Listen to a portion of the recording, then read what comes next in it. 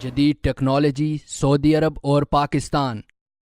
سعودی عرب اور پاکستان کے تعلقات کا ان دنوں خوب چرچا ہے۔ دونوں ممالک باہمی سرمایہ کاری، دفاعی، سائنسی، تجارتی، سیاحتی شعبہ جات کے علاوہ کئی میدانوں میں مشترکہ طور پر کام کر رہے ہیں۔ بالخصوص دفاعی، سائنسی اور سرمایہ کاری میں سعودی عرب پاکستان سے بہت کچھ سیکھ کر آگے بڑھ رہا ہے۔ گزشتہ دنوں سعودی عرب نے ایٹمی پاور پلانٹ لگانے کا اعلان کیا، پھر فضا میں 2 سیٹلائٹ کامیابی سے روانہ کیے، اور اب سعودی عرب کی حکومت نے زیر سمندر آبی وسائل اور موسمی تغیرات کے بارے میں سائنسی تحقیقات کے لیے خصوصی بحری جہاز بنانے کا فیصلہ کیا ہے۔ سعودی عرب کے خبر رساں ادارے کے مطابق وزیر توانائی و قدرتی وسائل انجینئر خالد بن عبدالعزیز الفالح نے ناجل نامی اس سائنسی تحقیقات بحری جہاز کا افتتاح کر دیا ہے۔ یہ بحری جہاز خلیج عرب اور بحیرہ روم میں موجود مچھلیوں کی اقسام،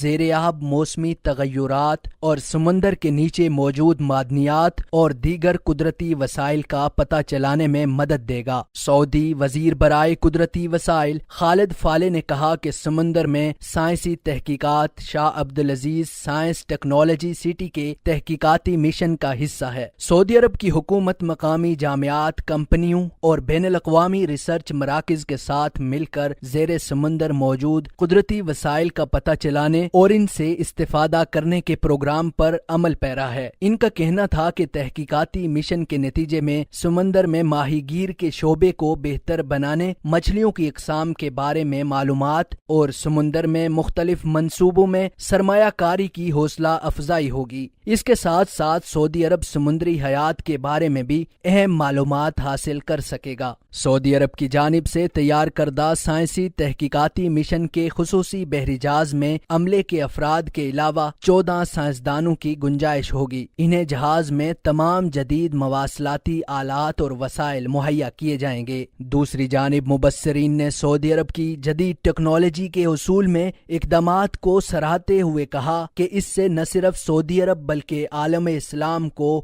مشترکہ طور پر تقویت ملے گی۔